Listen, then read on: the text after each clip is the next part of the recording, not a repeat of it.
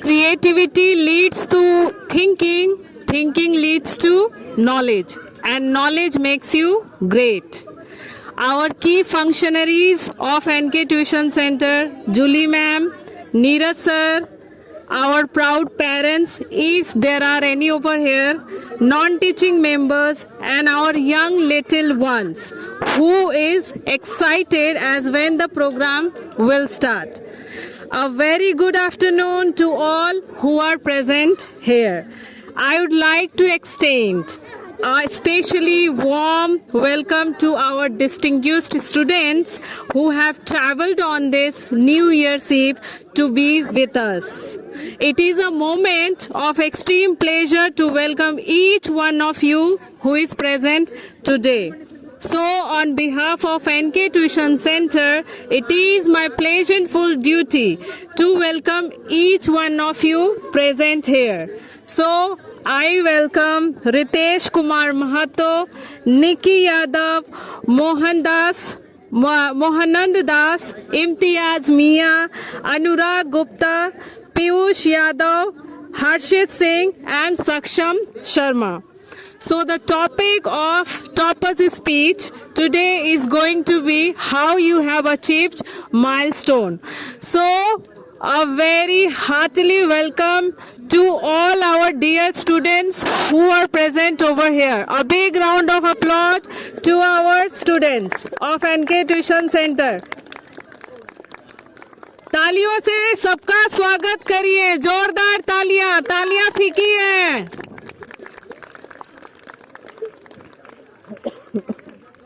नए साल के इस शुभ अवसर पे अब हमारे बीच एक एक करके एनके ट्यूशन सेंटर के सक्सेसफुल अचीवर्स अपने अनुभव यहाँ पे आके हमारे साथ साझा करेंगे और उम्मीद करते हैं कि इससे आप सभी बच्चों को जरूर कोई ना कोई इंस्पिरेशन, मोटिवेशन और मदद मिलेगी।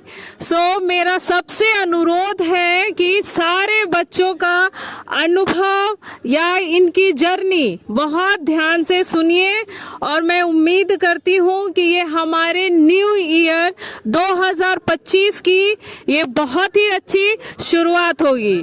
तो सबसे पहले मैं अपने डियर स्टूडेंट अनुराग गुप्ता को यहाँ आमंत्रित करती हूँ कि वो यहाँ पे आए और हमारे कुछ सवालों का जवाब दे और अपने अनुभव शेयर करें। So Anurag Gupta, please a big round of applause for Anurag Gupta. जोरदार तालियों से उनका स्वागत करिए। Congratulations Anurag, you have achieved a great milestone. तो सबसे पहले मैं ये जानना चाहूंगी कि आपका जो जर्नी है एनके ट्यूशन सेंटर के साथ वो कैसा था और क्या ऐसी मेमोरीज हैं जो इतने दिनों बाद यहाँ आकर भी आपको अच्छा लगता है। सबसे पहले सभी को हैप्पी न्यू ईयर और thank you Neeraj sir, Julie ma'am और पिंकी मैम जो इस अच्छे और बढ़िया प्रोग्राम को ऑर्गेनाइज़ किए हैं। और मैं जूली मैम को भी और पिंकी मैम को धन्यवाद करना चाहूँगा जिन्होंने मुझे ये मौका दिया है कि मैं अपने विचार प्रकट कर सकूँ। एनके ट्यूशन सेंटर मेरी लाइफ का एक ऐसा मोमेंट और एक ऐसा जगह रहा है जहाँ मैं अपने आप को चेंज कर पाया हूँ। मुझे याद है जब कुछ सितंबर के एंड में जब मैं क्लास 9 में था तब मैं यहाँ पर आया था। उस टाइम मतलब जब मैं क्लास 9 में आया था मतलब मेरी हालत अच्छी नहीं थी, मतलब पढ़ाई अच्छी हुई थी नहीं थी। और जब वो क्लास 9 में मेरा एग्ज़ाम हुआ था हाफ ईयरली, मतलब मैं हाफ ईयरली एग्ज़ाम में पानी काटे का आते थे, मैं बचा था उस एग्ज़ाम में। मेरा कुछ प्रिपरेशन नहीं था, मतलब मेरा सब हालत ख़राब था। लेकिन जब मैं यहाँ आया फिर धीरे धीरे अपना मतलब बेस बिल्डअप किया, फिर उसमें मतलब 6 महीने और प्रैक्टिस करके फिर मेरे क्लास 9 में 93.5% ऐसा कुछ आए थे, जो कि मतलब पूरा श्रेय नीरज सर को जाता है। और फिर वहाँ से मुझे क्लास 10 में जो एक बहुत बड़ा मतलब क्लास होता है किसी भी स्टूडेंट का अपने करियर का, तो मुझे मतलब उसके बारे में एक प्रेरणा और एक दिशा मिली उसी से। तो फिर मतलब वहाँ से शुरू होता है कि मैं नीरज सर से मतलब कुछ हिंदी और इंग्लिश की किताबें लेकर के फिर पढ़ाई करना शुरू कर देता हूँ। और फिर उसको करने के बाद फिर और जो मेन सब्जेक्ट्स होते हैं जैसे SST, मैथ्स और जो साइंस हो गया उस पर लग गया और फिर मतलब अच्छे से मार्क्स करके मैं क्लास 10 पास किया हूँ। और यहाँ मतलब पढ़ाई के साथ साथ और भी बहुत सी चीज़ें देखने की मिली है, जैसे कि मतलब बच्चे को ऐसा नहीं है कि मतलब हमें सिर्फ पढ़ते रहना है, मतलब उसके साथ साथ तरह तरह के programmes, cultural activities, game, sports सब होते रहा है, जहाँ पर कि बच्चे का ओवरऑल डेवलपमेंट देखा जाए। और यहाँ पर प्रोग्राम के साथ साथ मतलब जो लाइफ के जो दूसरे एस्पेक्ट है, जैसे कि फैमिली प्रॉब्लम्स या फिर जो मतलब फाइनेंशियल, मतलब बहुत हर एक एस्पेक्ट में, फिजिकल हो, मेंटल हो, इमोशनल हो, सब एस्पेक्ट में यहाँ बच्चों का डेवलपमेंट किया जाता है। और नीरज सर इनके मतलब इस काम में बहुत अच्छे मतलब निभा रहे हैं अपना कार्य को। और अभी तो मैं यहाँ से निकल चुका हूँ, लेकिन फिर भी यहाँ से मतलब जो मेरा ये मतलब अनुभव है, मतलब कभी नहीं भूलूंगा। मतलब मैं एक डिफरेंट पर्सन बन चुका हूँ। Thank you ma'am. तालियां अनुराग गुप्ता के लिए।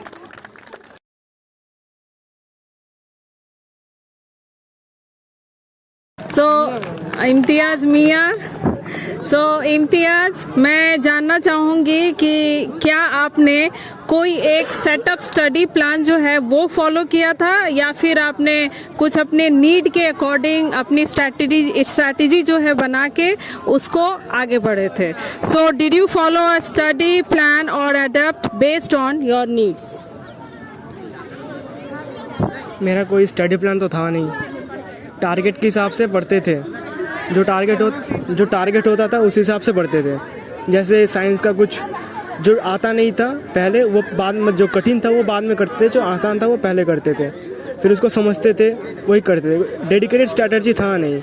जैसा मतलब एनसीईआरटी के हिसाब से एक्सपेरिमेंट वाइज साइंस में जो एक्सपेरिमेंट कठिन था वो वाला टॉपिक पहले करते थे, और जो एक्सपेरिमेंट जो आसान होता था उसका रिलेटेड कम करते थे। और मैथ्स में तो स्ट्रेटजी है नहीं, दिमाग तो लगाना पड़ेगा उधर। ठीक है, थैंक यू इम्तियाज जी। जोरदार तालियां इम्तियाज जी के लिए। और अब मेरा अगला सवाल है रितेश जी से कि how did you stay motivated through out your study sessions? आप अपने स्टडी सेशंस में ऐसी क्या चीज़ थी जो आपको मोटिवेटेड करके रखती थी और आपको अंदर से इंस्पायर्ड करके रखती थी? जोरदार तालियां रितेश जी के लिए।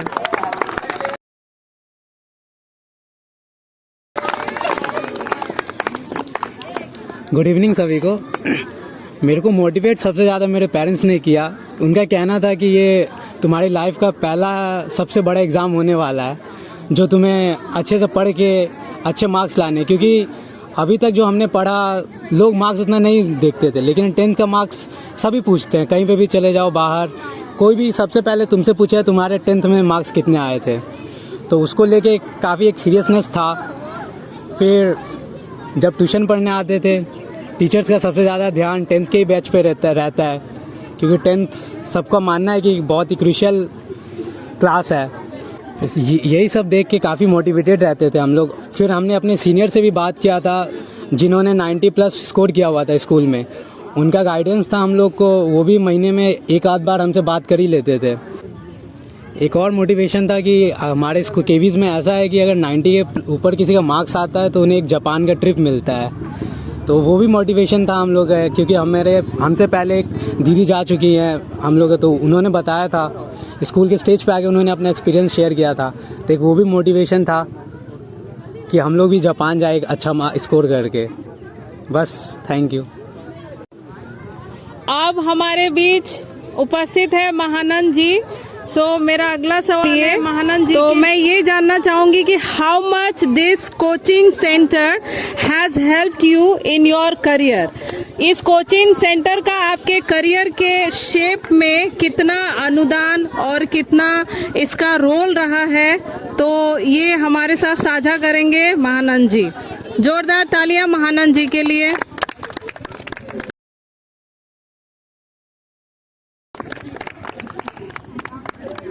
पहले सभी को हैप्पी न्यू ईयर, और सर को नमस्ते, दोनों मैम को नमस्ते।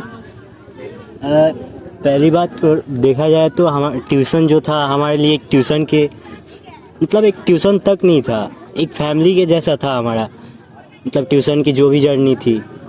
और देखा जाए तो हम लोग ट्यूशन में जब भी आते थे तो सिर्फ पढ़ाई के मामले तक नहीं रहता था, काफ़ी कुछ ज़्यादा हमारे सर भैया के जैसा मोटिवेट करते थे, हमें हेल्प करते थे।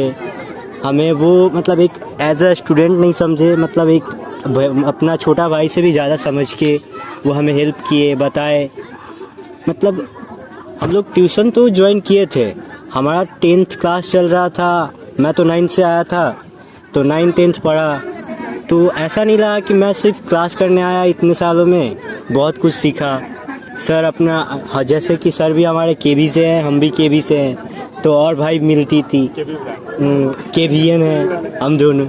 फिर उसकी वजह से हम लोग को और ऐसा सपोर्टेड लगता था कि जैसी लाइफ सर का है वैसे ही हमारा ही होने वाला है। तो जो एडवाइस देंगे सर वो सही ही होगा, क्योंकि उनके पास एक्सपीरियंस है ऑलरेडी पहले से ही।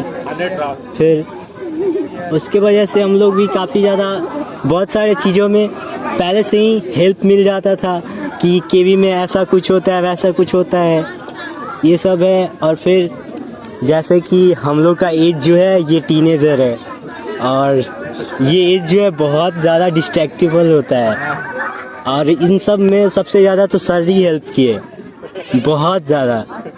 मतलब जैसा करना चाहिए, मतलब कोई भी इंसान अपने भाई बहन से इतना, मतलब फैमिली से उतना नहीं हो पाता है, सर से भी नहीं हो पाता है। लेकिन सर हम लोग का ऐसा ट्रस्ट जीत चुके थे, हम लोग को ऐसे जीत चुके थे कि हम लोग कुछ बताने में कोई अनकंफर्टेबल फील ही नहीं होता था।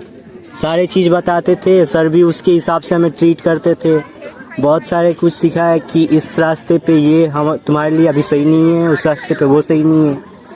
तो काफ़ी ज़्यादा हमारे 10th में जो भी मतलब बहुत ज़्यादा डिस्ट्रैक्ट हुआ था। मैं नहीं, यहाँ पे जितने भी है सभी हुए थे, सबको पता है। तो सर काफ़ी हेल्प किए थे इन सबों में, और प्रॉब्लम की बहुत सारी सॉल्यूशन मिली थी। तो हमारे लिए ये ट्यूशन नहीं था, हमारे लिए एक फैमिली था। आज भी हम लोग लगता नहीं है कि हम ट्यूशन जा रहे हैं, हम ऐसे सोचते थे एक फैमिली था, फिर से हम फैमिली से मिलने जा रहे हैं। हमारे सर नहीं, हमारे भैया से मिलने जा रहे हैं, बड़े भैया से। और भाई सर भी भाई भाई छोटे भाई बोलते हैं। और अच्छी इससे और अच्छा क्या वो हो सकता है बॉन्डिंग एक टीचर और स्टूडेंट के बीच में, भाई और छोटा भाई के। बस इतना ही। Thank you ma'am. जोरदार तालियां के लिए। धन्यवाद मानंद जी। अगला सवाल है निकिता के लिए। निकिता के लिए जोरदार तालियां, जो इस एनके ट्यूशन सेंटर की प्यारी बच्ची है। She is a very loved one kid who has been studying over here since childhood. Yes. तो निकिता, मैं ये जानना चाहूंगी कि how did you handle difficult topics और सब्जेक्ट्स। आपने जो भी डिफिकल्ट टॉपिक या सब्जेक्ट रहा है उसको कैसे हैंडल किया, और उसमें किसका रोल आपके हिसाब से ज्यादा इम्पोर्टेंट रहा। तो निकिता के लिए जोरदार तालियां। Good evening everyone. जो भी लोग यहाँ पे उपस्थित हैं, जैसे अगर बात की जाए कोई डिफ़िकल्ट टॉपिक की, तो मेरे लिए सबसे ज़्यादा डिफ़िकल्ट सब्जेक्ट ही बोला जाए तो साइंस था। मैं कुछ समझ में नहीं आता था मुझे, खासकर केमिस्ट्री में। तो जो डिफ़िकल्ट टॉपिक्स होते थे मैं कोशिश करती थी कि उनको अच्छे से रीड आउट करूं और उनको बार बार रिवाइज करती रहूं, ताकि मेरे को याद रहे कि फॉर्मूलाज क्या थे, उसको कैसे सॉल्व करना है। और बाकी जो मेरे जितने भी डाउट्स होते थे मैं सर के पास एक्स्ट्रा क्लासेस करके सॉल्व करती थी, और सर काफ़ी अच्छा मोटिवेट भी करते थे मुझे। मैं देखा जाए तो मेरा प्री बोर्ड में सबसे कम मार्क्स साइंस में ही आया था, जिसकी वजह से मैं काफ़ी ज़्यादा डिमोटिवेटेड थी। और पर जाके फाइनल में मैं काफ़ी अच्छा साइंस में कर चुकी थी 62 के साथ मार्क्स, तो वो सब मेरे लिए ठीक था। पर अगर जहाँ तक डाउट क्लियर है तो मैं बोलूँगी रिवाइज करना चाहिए, और जितना डाउट हो उतना अच्छा है आपके लिए, क्योंकि अगर डाउट हो रहा है इसका मतलब आप पढ़ रहे हैं अच्छे से और स्कोर अच्छा करेंगे। Thank you. जोरदार ताली निकिता के लिए। Thank you Nikita. अगला सवाल है, हमारे बीच है सक्षम। तो सक्षम जी से मेरा अगला सवाल है कि did you develop any kind of habit to enhance your skill. आपने किसी तरह का कोई अभ्यास जो है अपने जीवन में अपनाया जिससे आपको पढ़ाई में मदद मिले। जोरदार तालियां सक्षम के लिए।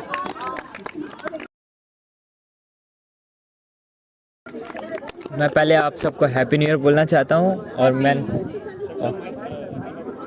और क्या कहते हैं, मैंने तो ऐसे नॉर्मली पढ़ाई किया था, उतना नहीं समझा तो पढ़ाई को वैसे ही, पर सर के वजह से मैं बहुत कुछ पढ़ पाया और हैबिट भी बहुत सारे इन्वॉल्व कर पाया कि रात को सोने से पहले एक बार सारा रिवाइज कर ले तो सारा माइंड में रिफ्रेश रहेगा, फिर उसके बाद सुबह उठने से पहले वही रिफ्रेश को फिर से पढ़ने पे वही अच्छा रहेगा, याद रहेगा, दिमाग में बैठा रहेगा। तो ऐसे ही थैंक यू मैम।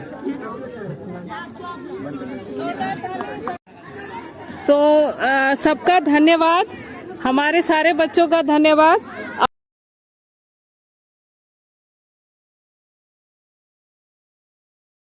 अब मैं चाहूंगी कि नीरज सर हमारे बीच इस नए वर्ष के उपलक्ष्य में कुछ 2 शब्द जो है आकर कहें।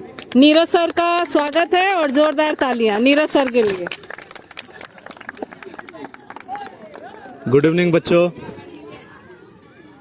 जैसा कि हम जानते हैं आज न्यू ईयर का सेलिब्रेशन शुरू हो चुका है ना। नई सोच, नई उमंग, नया जोश से हमने नए साल का क्या किया है, शुरुआत किया है। ठीक है, तो ये जो आज जो भी चीज़ हो रहा है टॉपर स्टॉक बोल के, एक मेरा बहुत ही लंबा समय था, ये सपना था, एक बहुत ही सॉलिड सपना था। ठीक है, मेरे को कैसे भी ये चीज़ करवाना था और ये करवाने का अपॉर्चुनिटी मेरे को मिला, सौभाग्य मिला, मतलब इनके ट्यूशन सेंटर के बच्चों के द्वारा ही मिला। तो मैं तहे दिल से आप सभी का बहुत बहुत धन्यवाद करता हूँ। अगर आप लोग ना होते तो ये मेरा सपना बिल्कुल पूरा नहीं हो पाता। आप लोग ने जो कम समय में इतना कुछ पाया है ना, टॉपर्स कहलाना, मतलब वो मेरे लिए नहीं था कि टॉपर्स को और टॉपर्स बनाना, मैंने कभी नहीं सोचा। जैसे तुम लोग, जैसे मैडम ने कहा निक्की, इसका ऑलमोस्ट 10 ईयर्स हो गया यहाँ पे, और ये लड़की जब आई थी तो अगर मैं सच कहूँ तो 35-40% वाली लड़की थी, और इसने जो मार्जिन ग्रो किया 75-80 लेके ग्रो किया इसने। और इसका प्री बोर्ड का जैसे इसने जिक्र किया, जब इसने साइंस, अनुराग भी मेरे साथ में था पेरेंट्स टीचर मीटिंग में, वहाँ पे भी इसका रोना, घर पे भी आके रोना। तो इसको उतना दूर तक मैं पहुँचते देखा तो मतलब एक काफ़ी दिल से खुशी होती है कि मैंने एवरेज को एक टॉपर्स के रूप में मैंने बनाने की कोशिश की, है ना। सभी लोग टॉपर्स के पीछे तो पड़े रहते हैं, टॉपर्स को और टॉपर्स बनाना, लेकिन मेरा वैसा बिल्कुल उद्देश्य नहीं रहता था। और बाद बाकी जब मैंने 10th का जर्नी शुरू किया था, ये मेरा फर्स्ट अटैम्प्ट था तुम लोगों के साथ, और जो मैंने ये अटैम्प्ट लिया, तो अटैम्प्ट की शुरुआत जब हुई थी तो तुम लोगों को याद हो ना हो, लेकिन मेरे को याद है तुम लोग से बात करके ही मैंने ये शुरू किया था कि एक नई जर्नी शुरुआत करते हैं। मैं भी नया, मेरा फर्स्ट एक्सपीरियंस, तुम लोग का भी क्लास 10 फर्स्ट एक्सपीरियंस, तो तुम लोग ने भरपूर मेरा साथ निभाया। तो अनुष्का, तुम्हें भी थैंक यू देता हूँ। ठीक है, ऐसे ही पढ़ाई तुम लोग करते रहो और कहीं भी तुम लोग रहो, ये न्यूज़ हमें सुनने को मिले कि हमारे बच्चे काफ़ी ज़्यादा सक्सेस को अचीव किए, सुन के मुझे काफ़ी प्राउड फील होगा। तो तुम लोग के साथ मेरी ब्लेसिंग हर समय रहेगी। ठीक है, जोरदार तालियां न्नीरज सर के लिए। धन्यवाद नीरज सर, आपके 2 शब्द जो हैं वो बच्चों को बहुत ही मोटिवेट करते हैं। Happy new year all of you. क्या पिंकी मैम तो मुझे बिल्कुल फंसा दी आज।